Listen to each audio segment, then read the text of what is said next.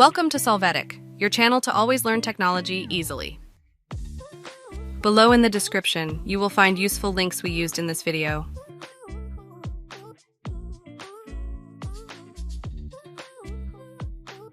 Today in Solvetic, we will see how to fix volume stuck at 100.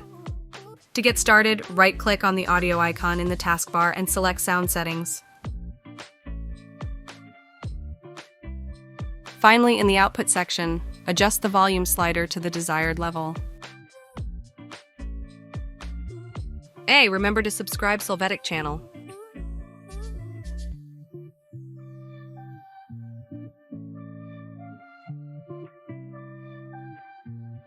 We hope it has been helpful for you. Here are links to watch more videos of your interest and subscribe to the Solvetic channel. Thank you.